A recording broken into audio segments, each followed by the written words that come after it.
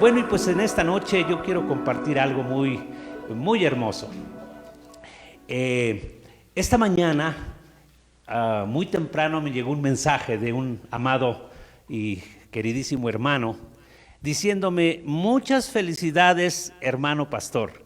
Y me puso ahí unas caritas de niño, etcétera, etcétera. Y ese mensaje venía acompañado de un texto que dice que aquel que no se vuelva como un niño no puede entrar al reino de Dios. Y a partir de ese momento empezó en mi mente, en mi espíritu, a fluir esa palabra fuertemente. El que no se haga como un niño no podrá entrar al reino de Dios. Y esto para mí es un mensaje muy interesante, especialmente por este día. No porque solamente un día podamos dedicarle a nuestros niños. La verdad es que Dios siempre está interesado por todos sus hijos, todos los días, los 365 días del año. Sin embargo, yo sí quisiera compartir algo que el Señor ha estado hablando durante este día a mi corazón. Quisiera que busquen ahí en sus Biblias, en el Evangelio de San Mateo. Como ustedes saben, cada uno de los 4 evangelistas tuvieron un propósito al escribir sus evangelios para gente definida, para pueblos específicos y por supuesto para todo aquel que, como nosotros a través de la historia hemos podido tener este legado de aquellos 4 hombres que Dios utilizó. Mateo, como ustedes saben, escribió su evangelio precisamente para dar a conocer a Jesús como el Rey de Reyes y Señor de Señores. Y fue escrito, por supuesto, para el pueblo judío. Marcos fue escrito para los romanos y presenta a Jesús como el siervo sufriente, como el siervo que vino a dar su vida en rescate por muchos. Lucas fue escrito para los griegos, presentando a Jesús como el Hijo del Hombre, aquel que vino a buscar y a salvar lo que se había perdido. Y así, de esa manera, encontramos el Evangelio de Juan, escrito para toda la gente, escrito para todos los pueblos, escrito para todos y cada uno de aquellos que podían y tenían el privilegio de escuchar su nombre. Así que vemos entonces que el Evangelio de Juan presenta a Jesús como el Hijo de Dios. Así que hoy vamos a detenernos un poquito a ver en el Evangelio de Mateo, y con esto en mente, recordando que Mateo escribió a los judíos, presentando a Jesús nada más y nada menos como el Rey de Reyes y Señor de Señores. Por eso su evangelio en sus primeros versículos dice: cuando vinieron aquellos magos buscando a ese rey que había nacido, ese texto dice: ¿dónde está el rey de los judíos que ha nacido? Porque su estrella hemos visto allá en el oriente y venimos a buscarlo. Hay una cosa muy importante en esto. Los judíos habían estado esperando el advenimiento de su rey, de su Mesías, de su libertador por muchos años. Así que el anuncio de estos hombres inquietó el corazón de más de uno. Y esa promesa de venir y de buscar quién era el rey de los judíos, pues por supuesto vemos que inquietó incluso al rey Herodes. Con esto en mente vamos a ver algo para que podamos entender el contexto de lo que está escribiendo aquí el evangelista, el apóstol Mateo. Capítulo 18, por favor. Vamos a ver lo que dice Mateo capítulo 18 en el verso 1 al 5. En aquel tiempo los discípulos se acercaron a Jesús diciendo: ¿quién es el más importante en el reino de los cielos? Jesús llamó a un niño y lo puso en medio de ellos y dijo: de cierto les digo que si no se vuelven y se hacen como los niños, jamás entrarán en el reino de los cielos. Así que cualquiera que se humille como este niño, ese es el más importante en el reino de los cielos. Y cualquiera que en mi nombre reciba a un niño como este, a mí me recibe. La pregunta o el cuestionamiento que se estaban haciendo los discípulos del Señor era quién sería el más importante en el reino de Dios. La ministración de Jesús, el ministerio de Jesús, alrededor de 3 años y medio, tuvo un enfoque específico, y ese enfoque era acerca de enseñar sobre el reino de Dios. Pensemos un poquito acerca del pueblo de Israel, el pueblo escogido, el pueblo a quien Dios le había prometido que a través de la simiente de Abraham, el patriarca de este pueblo, serían benditas todas las familias de la tierra. Por un poquito más de 430 años, el pueblo de Israel estuvo viviendo en esclavitud en Egipto. Luego el Señor los rescata y por 70 años son esclavos o estuvieron en Babilonia cautivos. Así que miramos que alrededor de 500 años este pueblo sufrió de esclavitud. Pero había ahí una promesa. Y esa promesa era que ellos serían levantados y que ellos serían una gran nación y que ellos serían cabeza de naciones. Y cuando el Señor Jesús viene como Rey y como Señor, simplemente lo rechazan. Su mensaje acerca del reino era un mensaje contrario al concepto que tenían los judíos de su tiempo. Y ahorita vamos a ver algo que aquí sucede que es de suma importancia. Ahí estaban los discípulos. Seguramente que ahí estaba Juan, que era un joven, y seguramente ahí estaba Pedro, que era un adulto. Y yo me pregunto, ¿por qué no tomó el Señor a Juan, que representaba a la juventud, a esos jóvenes cuya gloria es su fuerza? ¿O por qué no tomó a Pedro, ese hombre que representaba la edad, la experiencia? Dice aquí que el Señor, al escuchar sus cuestionamientos, sus preguntas de sus discípulos, lo que hizo fue que llamó a un niño y lo puso en medio de ellos. ¿Por qué el Señor tuvo que dar una enseñanza acerca del reino, acerca de la posición en el reino, y tomando la figura de este pequeño? Pues yo creo que aquí podemos sacar varias enseñanzas. Número 1, el Señor quería establecer el fundamento del reino. El Señor siempre estuvo enseñando en sus parábolas y en muchas otras enseñanzas acerca del concepto del reino. Y este ejemplo que el Señor utiliza tomando este niño, nos enseña acerca del fundamento del reino de Dios. Aquí miramos que este fundamento del reino de Dios es simple, pero radical y trascendente. Jesús utilizó la figura de un niño para ilustrar en qué consiste la humillación en el reino de Dios. Los niños no tenían ninguna importancia en la sociedad judía, y encontramos aquí algo de mucho interés. Encontramos que los niños, junto con las mujeres, no formaban una parte importante en la sociedad judía.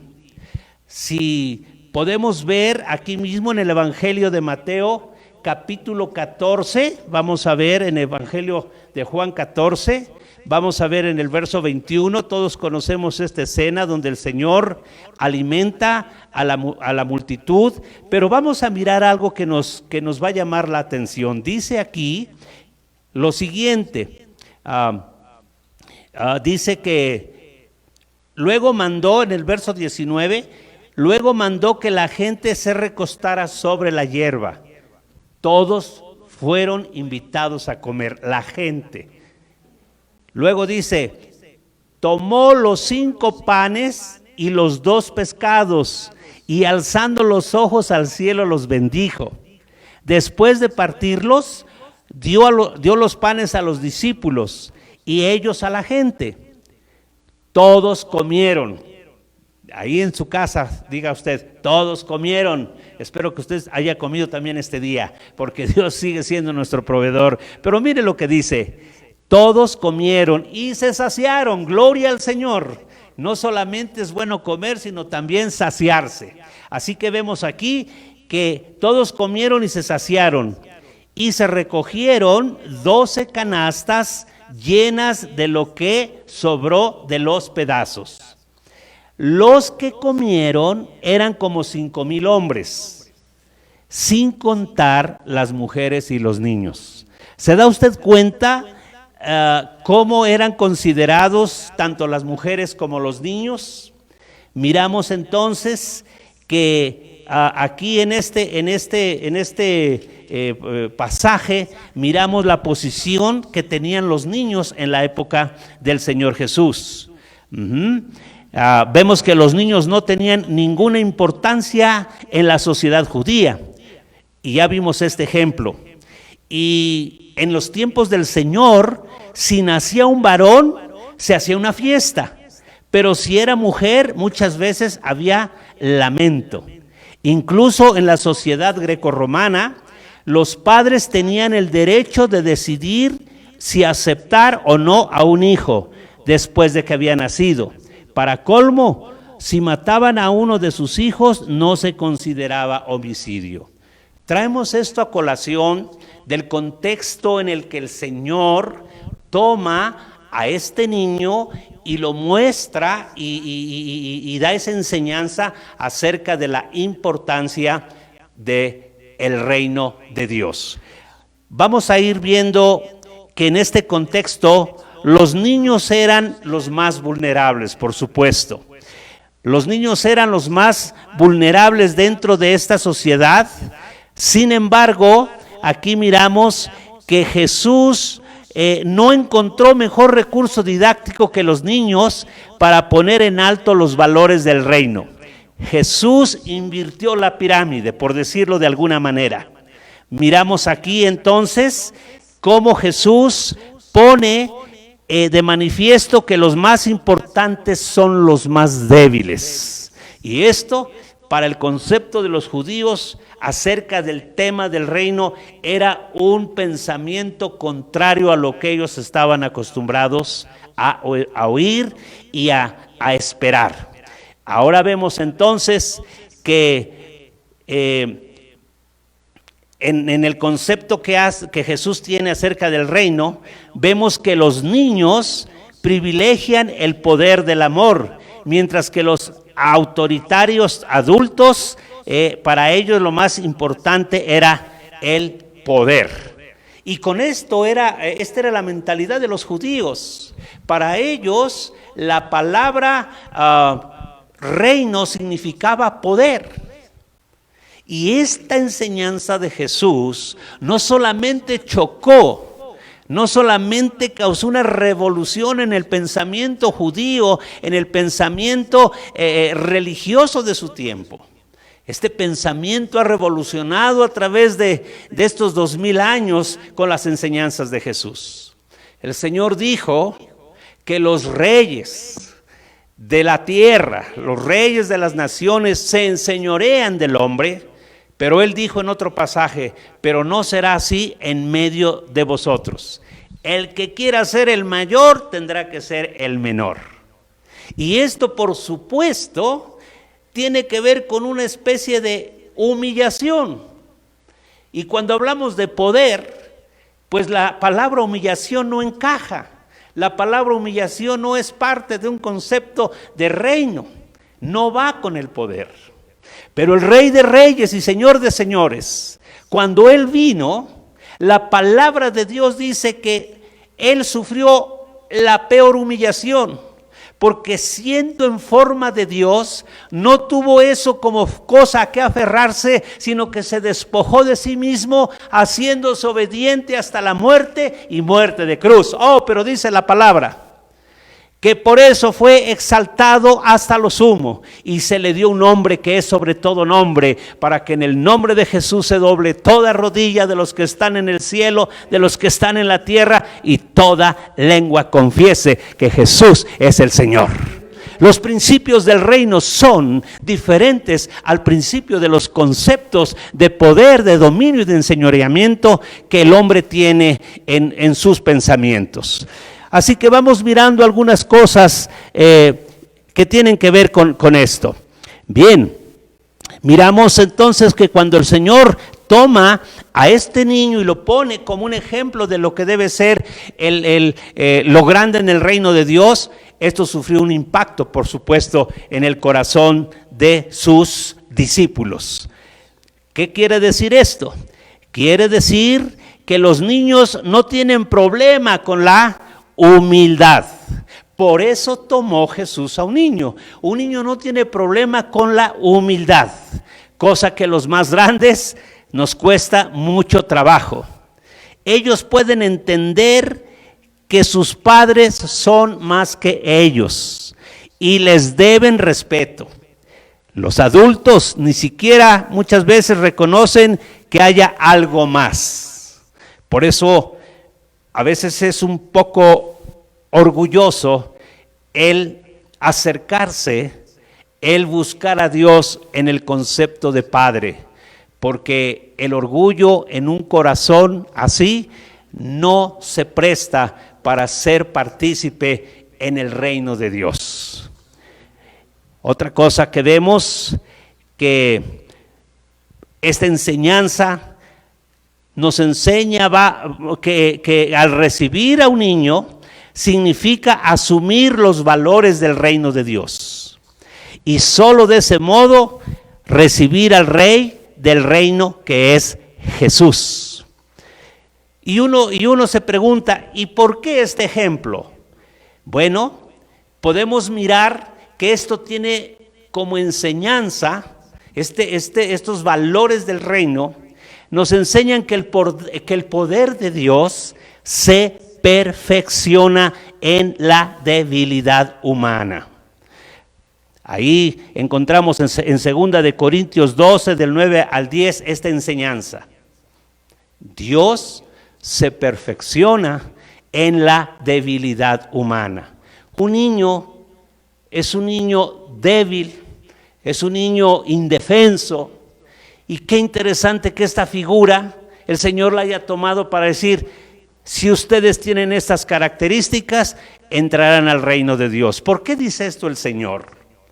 Y quizás vengan a nuestra mente pasajes como el reino de Dios se hace fuerte y solo los valientes lo arrebatan. Claro, esa es también una etapa, una característica del reino. Pero principalmente la actitud tiene que ser la actitud de reconocer que somos débiles, que somos vulnerables.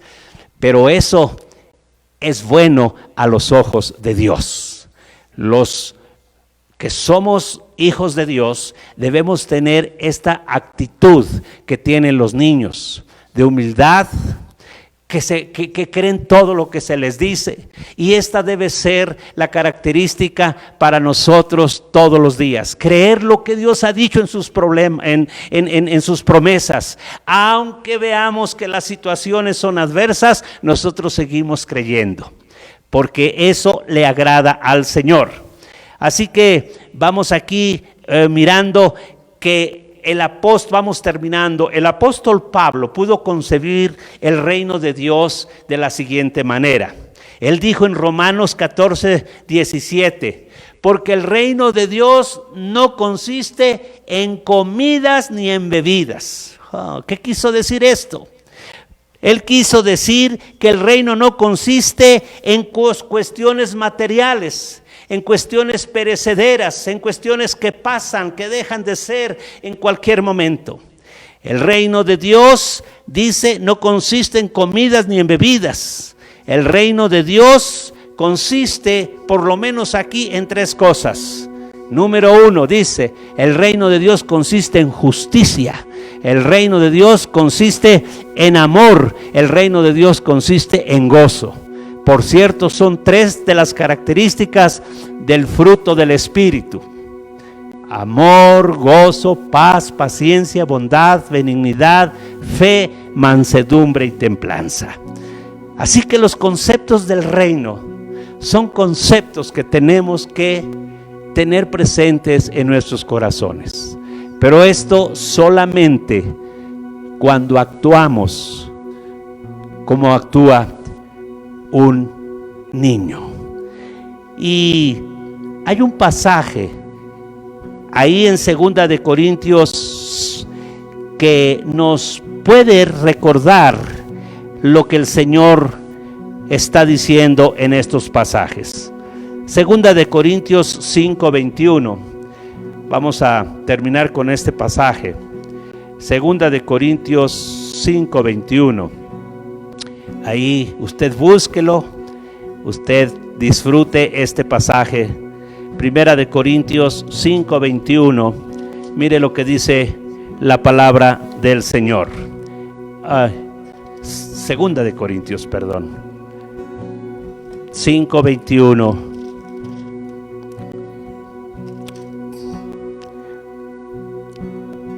Al que no conoció pecado, por nosotros Dios lo hizo pecado, para que nosotros fuéramos hechos justicia de Dios en él. Esta es la justicia de Dios. La justicia de Dios es que por medio del sacrificio de Jesús, Él nos justificó. Por eso en Romanos capítulo 5 dice, justificados pues por la fe, tenemos paz para con Dios. La justicia de Dios se demostró cuando Él envió a su Hijo. Y esto nos ha justificado. No es la justicia de los hombres, es la justicia de Dios. Por eso el reino de Dios no consiste en comidas ni en bebidas, sino número 1 en justicia. Por eso ahí en el Evangelio de San Mateo también dice, mas buscad primeramente el reino de Dios y su justicia, y todo lo demás vendrá por añadidura. Jesús es la justicia de Dios en nuestras vidas. Y donde mora Jesús, mora la justicia. Si tú has recibido a Jesús como Señor y Salvador, la justicia de Dios ha venido a tu corazón. Y entonces tú empezarás a vivir plenamente esa justicia. Esa justicia que solo se experimenta donde vive el Rey justo, donde vive también el Príncipe de paz y donde vive el Espíritu Santo de nuestro Dios. Quiero terminar con esa oración, modelo que enseñó el Señor Jesús, centrada precisamente en el reino. Padre nuestro que estás en los cielos, santificado sea tu nombre. Venga tu reino. Ora conmigo, dile, venga tu reino. Si tú ya tienes a Jesús en tu corazón, el reino de Dios verdaderamente ha llegado a tu vida.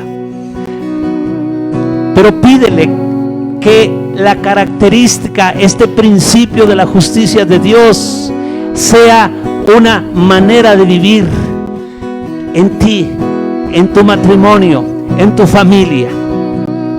Que tú seas el reflejo de la justicia de Dios a los que te rodean. Así que dile, Señor Jesús, que tu reino se establezca plenamente en mi corazón, manifestando la justicia del cielo, manifestando la justicia de Dios en mi vida, en mis acciones, y que yo sea un instrumento de tu justicia en medio de un mundo de injusticia. Que Dios te bendiga.